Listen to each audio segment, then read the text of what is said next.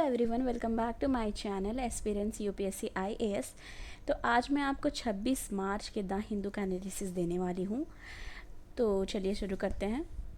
First page पे आप आ जाएंगे। यहाँ पे आपको ये दिख रहा होगा, पीस इन बॉर्डर एरियाज की to normalize India tells China. ठीक है, तो इसके पहले वाले न्यूज़ में भी मैंने आपको ये बताया था कि ये कहा गया था कि वांग यी जो हैं चाइना की तरफ से वो आएंगे यहाँ पे। वो हमारे जो फॉरेन मिनिस्टर है एस जयशंकर जी, उनसे मिलेंगे और अजीत डोभाल जी से भी मिलेंगे।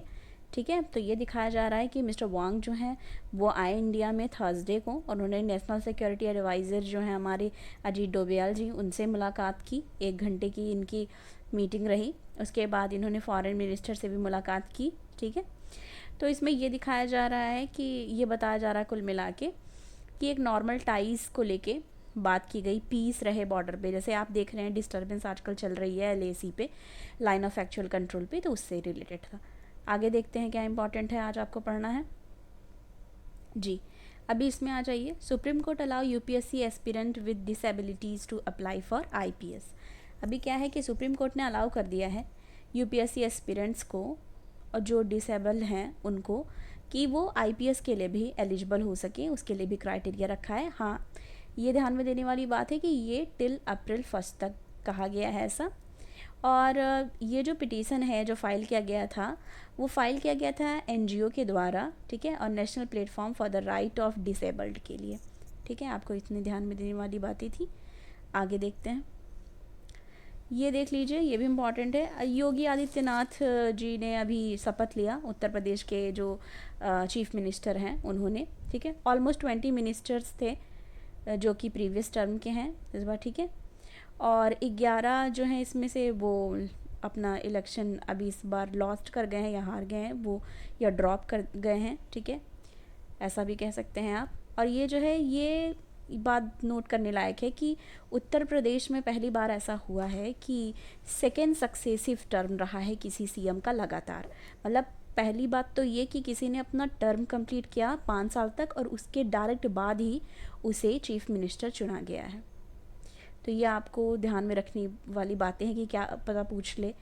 ठीक है, क्योंकि ये पहली बार हुआ है। 52 मिनिस्टर, 16 कैबिनेट मिनिस्टर और 34 मिनिस्टर ऑफ स्टेट रहे हैं शपथ ग्रहण समारोह के दौरान।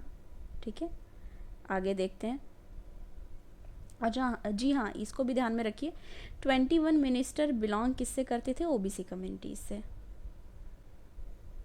और लिस्ट जो है वो डोमिनेट भी किसके द्वारा भी है? कुर्मी एमएलएज़ के द्वारा। कुर्मी एक कास्ट होती है, ठीक है, उसके द्वारा ओबीसी में आती है। Other backward. आगे देखते हैं क्या इंपॉर्टेंट है।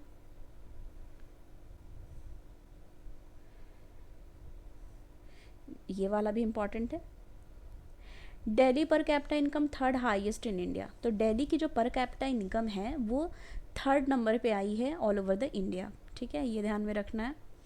अब ये देखिए, ये कैसे पता चला। According to Delhi economic survey 2021-2022, तो दिल्ली का इकोनॉमिक सर्वे हुआ 21 और 22 का। उसमें ये बताया गया कि दिल्ली जो है वो 3rd नंबर पे आ रही है। 3rd हाईएस्ट है इसकी per capita income all over the India. अब इसके बाद ये देखिए, गवर्नमेंट टैक्स कलेक्शन जो है फेल हुआ है 19.53% 2020 और 21 में। ठीक है, ये किस चीज़ का है? प्रोविजनल वैल्यूज़ की बता रहे हैं ये कि इतनी फेल कर गई है, यानी कि गिरावट आई है इसमें। और ये कंपेयर्ड किससे किया गया है? जो प्रीवियस ईयर जो इनका पैंडमिक के दौरान जो भी चीज़ें हुई, जो भी लॉस हुआ, उससे कंपेयर करके बताया गया है। Delhi rank just behind Goa and Sikkim. तो दिल्ली की जो रैंक है, ठीक है, 3rd आई है, तो जस्ट बिहाइंड किसके है? गोवा और सिक्किम के। यानी कि इससे पता चलता है कि गोवा 1st नंबर पे है और सिक्किम 2nd नंबर पे है। किस मामले में? पर कैपिटा इनकम में। ठीक है, दिल्ली ट्रांसपोर्ट कॉरपोरेशन से भी रिलेटेड है, तो आपको इसको, इस आर्टिकल को, ठीक है, ये आप देख सकते हैं, इसको रफली आपको पढ़ लेना है। Delhi per capita income 3rd highest in India. Graph बना के भी इन्होंने बताया, ये भी ध्यान दीजिएगा और एक बार रफली अच्छे से पढ़ लीजिएगा, पूछ सकता है। और जो भी इम्पोर्टेंट इसमें था मैंने आपको बता दिया है इस वाले आर्टिकल में। आगे बढ़िए।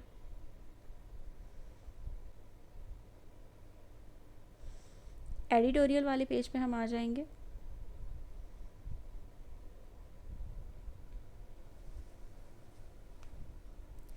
एडिटोरियल वाले पेज पे आप आ जाइए। इसमें ये जो है, ठीक है, हार्टनिंग माइलस्टोन, ये वाला आपको पढ़ना है, ठीक है। उसके बाद आपको ये पढ़ना है India's complex position on Islamophobia. अभी इस्लामोफोबिया को लेके डिबेट वगैरह आप न्यूज़ चैनल्स अगर जो देखते होंगे वो इसके बारे में सुनते होंगे और डिबेट के दौरान भी देखा होगा। तो ये जो आर्टिकल है वो उस चीज़ पे बेस्ड है कि India's complex position on Islamophobia. अब ये इसके बाद ये भी ध्यान में रखिए, forging a social contract for data, ठीक है। ये फरवरी 2022 के ministry of electronic and information technology के द्वारा ये रिलीज़ किया गया है। एक ड्राफ्ट इंडिया डेटा एसेसिबिलिटी किस चीज़ के लिए है, यूज़ पॉलिसी जो इनकी है 2022 की फॉर डेटा ड्राफ्ट पॉलिसी, ठीक है। Available with the public sector, किस किस चीज़ के साथ अवेलेबल है, पब्लिक सेक्टर के साथ, ठीक है। ओवरकमिंग करने के लिए किस चीज़, नंबर ऑफ हिस्टोरिक जो बॉटल नेक है उसको, तो ये भी आपको रफली पढ़ लेना है। आगे देखते हैं। तो इसके बाद आप आ जाइए जी, ये वाला पढ़ना है, GSLV लास्ट ईयर मिशंस में have failed due to a valve leak. तो वॉल्व लीक कर गई थी, इसके वजह से जो GSLV, ठीक है, जियो सिंक्रोनस लॉन्च व्हीकल जो लास्ट ईयर मिशन जाने वाला था, जियो सैटेलाइट लॉन्च व्हीकल सॉरी, तो उसमें वॉल्व लीक था। इसके वजह से क्या हुआ कि नहीं हो पाया था, फेल हो गया था ये मिशन, उसको लेके है GSLV का जो ये मिशन है, ठीक है। डीवैल्यूएशन किया गया है किस चीज़ को लेके, परफॉर्मेंस जो क्रायोजेनिक अपर स्टेज में एक लॉन्च व्हीकल के समय और वॉल्व में जो गड़बड़ी देखने को मिली थी, तो उसको सुधार के साथ फिर से किया गया, अच्छे से जांच परख करके। लॉन्च व्हीकल जो ये जियो सिंक्रोनस सैटेलाइट लॉन्च व्हीकल, ठीक है GSLV, एक नॉर्मल लिफ्ट ऑफ था इसका, 26 आवर का काउंटडाउन किया गया था इस चीज़ के लिए इसरो के द्वारा। वेंट एंड रिलीव वाल्व जो है, वाल्व कह सकते हैं, उस चीज़ को ध्यान में रखते हुए तो आपको इसको रफली पढ़ लेना है GSLV। आ जाइए इसके बाद ये वाला साइंस एंड टेक से रिलेटेड दोनों है, INS वल्सुरा अवॉर्डेड प्रेसिडेंट्स कलर, ठीक है। तो INS जो वल्सुरा है उसको अवार्ड दिया गया है प्रेसिडेंट कलर। ये एक स्पेशल पोस्टल कवर रिलीज़ होता है, ठीक है, और ये प्रेसिडेंट रामनाथ कोविंद जी ने फ्राइडे को प्रेजेंट किया। और इसमें क्या है, निशान अधिकारी लेफ्टिनेंट अरुण सिंह सांब्याल जो हैं उन्होंने रिसीव किया president colour on behalf of किस चीज़ के, उनकी पूरी यूनिट की तरफ से, behalf of the unit in an impressive parade, ठीक है। एक नेवी, ये नेवी से हैं। अब ये देख लीजिए कि navy was the first Indian arm force to be awarded the president colour by doctor Rajendra प्रसाद।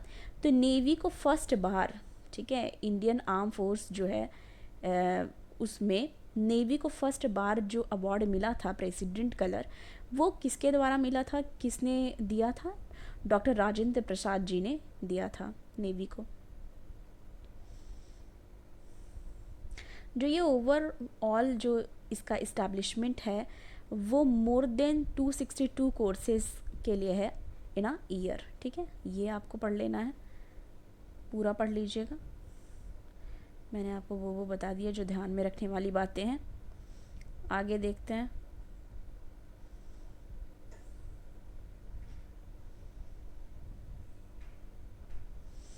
ये वाला भी पढ़ना है, US ally plan to turn off Russian gas, ठीक है। Biden warns that NATO would respond if Russia Vladimir Putin is resort to chemical weapons। तो ये IR से रिलेटेड है, ये all about the Ukraine and Russia conflict के बारे में है, इसको आपको अच्छे से पढ़ लेना है। और इस पे नेटो का क्या रोल है, और US जो प्रेसिडेंट है व्लादिमीर पुतिन, उन्होंने किस चीज़, जैसे उन्होंने एक हैवी सैंक्शंस तो इम्पोज किया ही है रसिया पे, उसके साथ साथ उन्होंने बहुत सारी चीज़ों को जो एक रशिया का बहिष्कार करने को बोला है, जो इंटरनेशनली बाइकआउट करने को बोला है, तो उस चीज़ से ही रिलेटेड इस आर्टिकल में भी बात करी गई है, ठीक है, रसियन गैस से रिलेटेड, ठीक है। तो उसको आपको पढ़ लेना है। आगे आपको ये पढ़ना है, Sri Lanka to setup special north east fund. तो श्रीलंका क्या है कि एक तरह से स्पेशल नॉर्थ ईस्ट फंड जो है सेटअप करने की बात की गई है, ठीक है।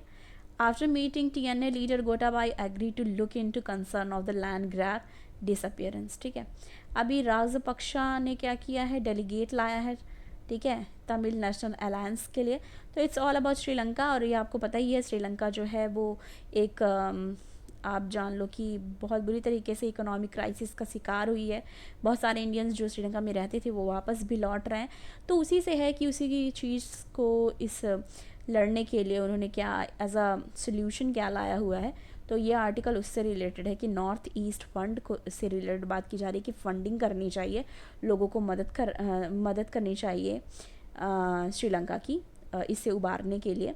तो इस चीज़ को लेके है, ठीक है।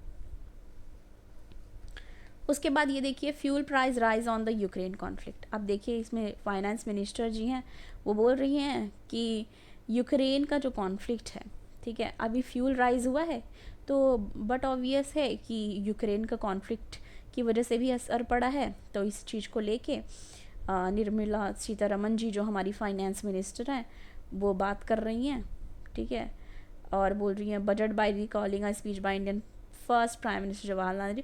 सो it's all about the debating, होता नहीं है कि जैसे डिबेट करते हैं वहाँ पे और वो अपना पक्ष रख रही हैं, फ्यूल प्राइस राइज हुआ है, लोगों के सवाल हैं, अपोजिशन के सवाल हैं। तो इस सारी चीज़ों को लेके और कैसे यूक्रेन का जो वॉर कंडीशन है वो भी इम्पैक्ट कर रही है फ्यूल और नेचुरल गैस को, फ्यूल को, और बहुत सारे क्या बोलते हैं, यूक्रेन तो एक हब भी माना जाता था, जैसे जो वो माइक्रोचिप वगैरह भी बनाता है। तो बहुत सारी चीज़ों जैसे ये सबसे ज़्यादा इम्पैक्ट तो ऑयल और क्रूड ऑयल का हुआ है, तो उस चीज़ से रिलेटेड है। आगे देखिए,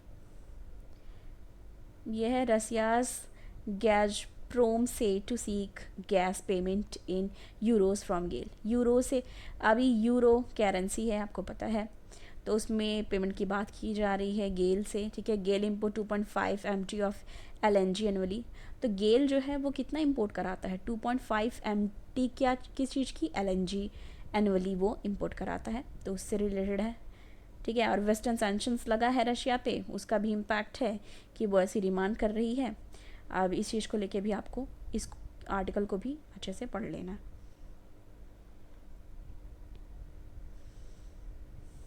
तो आज के लिए इतना ही। अगर आपको अच्छा लगा हो तो चैनल को लाइक सब्सक्राइब करिएगा।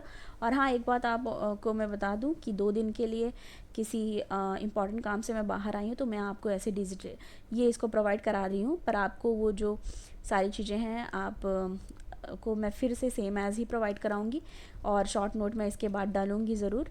तो ठीक है, चैनल को लाइक करिए और ज़्यादा से ज़्यादा सब्सक्राइब करिए, शेयर करिए।